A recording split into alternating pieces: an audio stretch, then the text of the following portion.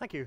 Good afternoon. For those who don't know who I am, I did for many years run the home delivery businesses of Home Delivery Network, which is Yodel, before that ParcelNet, which is now Hermes, and started 25 years ago in the direct logistics business, running the Grattan warehouse in the good old days of mail order catalogues and long before the internet was even invented. And latterly, I've been working for about 3 years with Mothercare, supporting them and developing their logistics processes as well. So I'm now a consultant, so I'm now able to stand up here and I can be rude about anybody I like, so it's good. So how agile is your supply chain? I think the first thing to look at is what is agility and what does it mean? Well, the definition in the dictionary is it's quick moving and supple. And if there's a description that is now required of us as logisticians, if that's a word, to organize and to run logistics processes in the current retail environment, it needs to be quick moving and supple, because that's now what the e-retail business is. I mean, in the days, going back that 30 years to Grattan, it was, please allow 28 days for delivery, and you had 2 catalogues a year, and you bought all your stock and you see if you could sell it. That's just not the way it is now. Well, some of the bizarre thing is that in those days, the primary method of ordering was the telephone, and now the primary method of ordering is the telephone. But the way in which it happens is somewhat different. Now the customer with their telephone is now having direct access to your computer systems. They can now look to investigate what kind of stock you've got. They can determine when and where they're going to place the order any time of the day and night. And they expect now, not to wait 28 days for delivery, but to get it today or tomorrow or the day after. And they expect it to be where they want it to be when you said it's going to be. And therefore, to meet that requirement, which you don't even know yet, because you haven't even got your orders in for today, your processes have to be agile. They have to be quick-moving, and they have to be supple. So, I'm a consultant, and consultants like lists and lots of things, so we're going to have 5 Ps today, just for a change. So I think all the elements are important. They're all critical in terms of maximizing performance. We'll look at proposition, we'll look at process, we'll look at procurement, precision, and finally, profitability. And all of those elements need to be built into your supply chain and the way in which you do business with the customers, or else you are not going to be able to meet their needs and requirements. So, proposition. I think probably the critical piece right at the very beginning, the definition, an act of offering for consideration. I'm going to tell you what it is that I'm going to do. And there's 2 elements of that. There is we're going to do that internally.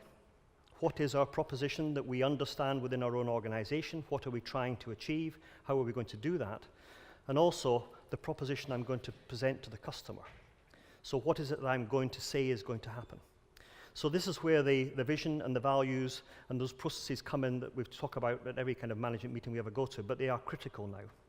So we need to understand what is our vision? What is our overall objective in terms of the way in which we are going to meet those requirements now and into the future?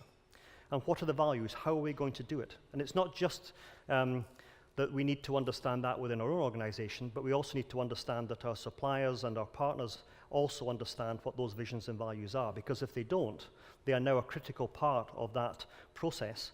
And if they don't meet the requirements and they don't understand what is expected, then it isn't going to work. And understand the critical element at the end of it is a focus. So it's all right writing it down, and everybody has been in companies and organizations where they've had visions and values, and then they get put on a piece of paper and stuck on the notice board, and then everyone forgets about it, because that's actually not how we do it around here. But that doesn't work now, because again, we're looking for agility, we're looking for focus on customer services, we're looking at meeting propositions more effectively. So if we don't focus on those things, and we don't focus on them every day, then it isn't going to happen. And that's the critical element then, says we need to understand those key drivers. What is it that we are going to do specially to make that work and to meet and to deliver that vision and the values that we support? The next bit is process. So we need to understand a series of operations or changes that are undergone every day. So this is how we do it. This is the logistics bit, if we like, because we have to understand, having laid out that grand proposition, whatever it might be, whether it's, we're going to deliver everything tomorrow, or we're going to deliver everything cheaply, or we're going to do free, or whatever it is, how are we actually going to do it? And the first element is planning. Because if we don't plan it and we just sort of wing it as we go along, then it isn't going to work. Because increasingly, we need to understand what the parameters are that we're going to work to and make sure that everybody understands what that plan is. And that is everybody. There's absolutely no point our marketing department in the organization having a grand plan for Cyber Weekend that they're going to triple sales and they're going to sell all this stuff if that isn't in the plan in the warehouse. It isn't in the organizational structure that we understand what we're actually trying to achieve. And if that plan isn't constant and it isn't considered across the whole organization, it is inevitably going to fail. The most important thing in all organizations, says everybody that does this, is the people. So we have to make sure we've got the right organization and the people within it are trained, that they're motivated, and that they're rewarded effectively. Because again, if they aren't, in any of those elements, then the chances of the plan actually being delivered is diminished dramatically. And that's hard, especially when you've got large peaks and troughs in organizations, because you have to bring people in all the time that maybe didn't work for you last week. They're coming in from agencies, they're coming in from external organizations, they're supporting you for a small, short period of time. And making sure that they understand what your proposition is and making sure that they're motivated to deliver it and rewarded appropriately is critical to the overall success. Programming, because I like P's, but it's about systems. And this is the process that we need to understand now, is that the programs, the IT systems that support all those, all the process have to work together. I mean, it used to be in the good old days where you had, an order system and you had a management warehouse system and you had all the other pieces that went with it. But nowadays, as we said at the very beginning, we've now got people coming in on their mobile telephones and on their iPads, and they're coming directly accessing your computer systems. And they've got to be aligned. They've got to work in the same timescales. They've got to be accurate and effective, because again, there isn't any time anymore. The process has to be fulfilled from end to end in an effective manner. And as the guys outside, you'll see in a lot of the stands are now bringing different solutions to that market to create that flexibility, to be able to allow you to be to offer the kind of propositions your customers want, and to make sure they're delivered effectively. And then we've also got to make sure that it is productive. There's no point throwing money at something and then saying, well, I've got lots of people, therefore I'm okay. The process has to be effective, whether or not we're in a Cyber Weekend or whether we're in the quiet days at the beginning of July, or depending on whatever your peaks and troughs of your business are. The process has to work productively across the entire year. Otherwise, we're not going to make any money at it. And then the final bit of all process is the bit of panic at the end. And that's the bit that we have to try and understand, that we are trying to find a way of avoiding. Because it's difficult, because again, we've suddenly got twice as many orders as we thought we were going to get, because our promotion has been very good, or we sent out 3 times as many emails as we said we were going to send, or whatever. And we've created an event that needs to be managed effectively. And if we panic and we start running around like headless chickens, then we're going to be in deep trouble. So we have to have a contingency and a methodology of communicating to the customers that we cannot meet our requirements today. We won't be able to do what we said we were going to do, but we're going to do the best we can, and this is what's going to happen next. Not, let's just leave them in the dark and hope that it's all going to work itself out, because it never does. So we've got to get the proposition right, and then we've got to have in place a process that helps us meet that proposition effectively. And then my next P is procurement, which is a bit, to act to obtain products or services. And this is an increasingly important part of the overall effectiveness of supply chains. Have we got, 2 kinds of procurement I'm going to talk about. The first one is stock. And stock increasingly becomes the success factor in all the things that we do. Have we got the right stock at the right price, at the right quality, in the right place? Because if we haven't, then we're not going to be able to maximize our sales. We're going to be, if we have too much, we're going to be discounting. If we've got not enough, we're going to let customers down. If it's in the wrong place, we're not going to be able to fulfill our promises.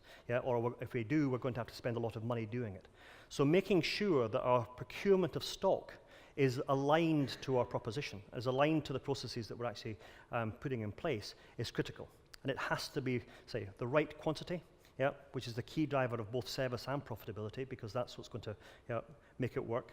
It's got to be in the right place. And there's an increasing convergence, particularly in the bricks and mortar retailers, where we've now got a process where customers can order online and pick up in shops. They can order in shops and be delivered directly from the warehouse. They can use your stock in a different sort of way. And making sure that the the stock is in the right place is going to be critical to making that process work effectively and to increase the overall effectiveness of the customer proposition. And it has to be the right quality. Because one of the things that we learned a long time ago in mail order is that returns are the thing that drives your profitability. If you haven't got the right product, if the color isn't right, if it doesn't match the website and pictures, if the quality of the product doesn't meet the expectation of the customers, or for whatever other reason they're going to send it back, then you are going to spend a lot of money fulfilling orders, and then a lot of time bringing stuff back, and nearly always in a fast-moving retail environment, it comes back too late to sell it again. At least if it, perhaps once, but certainly not twice. So we've got to make sure that our product, when we ship it, sticks. It didn't used to matter so much in a shop. In a retail environment, you come in, you look at a dress, you say, I don't like that, you put it back. But if you bought it online and it's taking 2 or 3 days to get to you, and then you're taking 2 or 3 days to decide whether to send it back or not, and then you send it back, then you've got a week. And then you've got to process it, and you've got to try and get it back into stock again. So critical element in e-commerce flexibility is making sure the quality is right. And we've got to procure the right partners. And one of the things I learned for many years as part of the delivery process is that we would spend a lot of time developing solutions for customers, and we'd tailor them to the customer's requirements. We'd try to understand what their proposition was and how they wanted to sell it. And then we'd come up against the procurement guys who'd say, yeah, but we want it for 25 pence cheaper. Or we want to go into an e-auction and we want to find someone else who can do it for less money. And that's not the way that you do, that you create the kind of partnerships and the kind of focus that you're required. So you need to make sure that all the partners not only are selected correctly, but they share that vision, they share that value, they share the focus that's required to support your overall proposition. And then we've got precision. Because this is the precision, reliability, reproducibility, or repeatability. Can we meet our promises effectively? Can we get it right first time, and can we get it right every time thereafter? Because, again, in the good old days, then it didn't really matter very much. If you messed up a customer order, the chances are the only person that knew about it was the customer. And therefore, you had a chance to sort of recover without causing too much damage. But now, the famous butterfly effect of a very small event, a single failure, a driver doing the wrong thing, a product that didn't meet expectations, a customer service clerk that didn't respond appropriately to the customer complaint, suddenly becomes a large effect. Because the ability to bring those kinds of processes into the public arena through Facebook and Twitter and blogs and all the other social networking that's now available means that that small event can suddenly tarnish your entire reputation. Because the critical element now says, well, this is what happens if you buy something from this particular supplier. So the supply chain element, the ability, the processes that we're putting in place, the way that we're doing it needs to be good, and it needs to be effective, and it needs to be effective every time, irregardless of the demands that are placed upon it. Because that precision is the area that is going to give us our reputation. And that's the important element within the whole thing, because if it doesn't work, then you aren't going to see the growth and development and the profitability that you require. And that gets on to the last of my slides, the last, probably and most important piece. It has to be profitable. We have to bring profit or gain to the organization through the supply chain. Now, it didn't really matter in the good old days, whether you're e-commerce in particular, because this is an e-delivery conference. But in the days when it was 1%, 5%, 6% of your turnover, it could still be your biggest individual shop, but it wasn't driving the profitability of the business. It was something that we did as an organization because everybody else was doing it. But now we're seeing significant growth and development of e-commerce as the driver of the business. Mothercare, all of its growth in the last 2 years has been through e-commerce. The stores are doing better, the stores are doing well, but the e-commerce bit is where the growth and development is coming. Now, if that doesn't work, if that doesn't provide profit because it's too expensive or it's or for any other reason, then clearly, there's going to be a challenge to the organization because it needs to be a profitable chain. So if the supply chain doesn't support profitability, then you also then lose your agility. You lose your flexibility. It's costing too much money. You've got to get rid of these people. You've got to start saving costs. And if that happens, then suddenly your things you would like to do, the extra delivery, going the extra mile for the customer, suddenly becomes much more difficult because the core of the organization can't support it because you can't lose money forever. So the building the process means that we have to be sure that what we're doing is going to drive profitable growth into the future. And that's the ultimate test. Because if it doesn't work, then you're strangling the golden goose at birth. So, putting it into practice. So the challenges are the questions that you need to ask yourself, I think, in the organization. Does the organization understand and share the proposition? And that's one of the critical. I've been in a number of organizations where the vision or the requirements from the e-commerce marketing department is not the same as the warehouse and logistics operation. They're being told to save costs. They've been told to grow sales. Yeah? The buyers have been told to buy more stock or buy less stock or whatever else. So if the proposition, what are we trying to achieve here, is not aligned across the entire organization, you get internal conflict, and at the end of it, you don't meet the customer requirement effectively. You have to check that the processes that you're putting in place are working as effectively as they can. Because if the process doesn't work, then you're not going to meet the proposition. And that's about measurement. It's about making sure that each of your steps in the process are being properly managed and organized and recorded. Because again, if you don't know that, then you can't be certain that the process is working. Has your procurement department, whatever you've done, brought the right stock and the right partners to the table? Because if it hasn't, if you've got the wrong carrier, if you've got the wrong stock, if it's in the wrong place, if it's not the right quality, then all the work that you'll do in your process and to meet your proposition is going to fail. Can you meet your promise? Do you know if you're meeting your promise? I mean, some of the presentations earlier today talking about the importance of actually beginning to analyze and understand what the experience of your customer is, because they're a long way from you now. They might not even be in this country.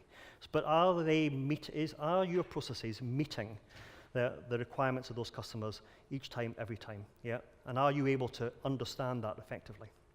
And at the end of it, are you making a profit?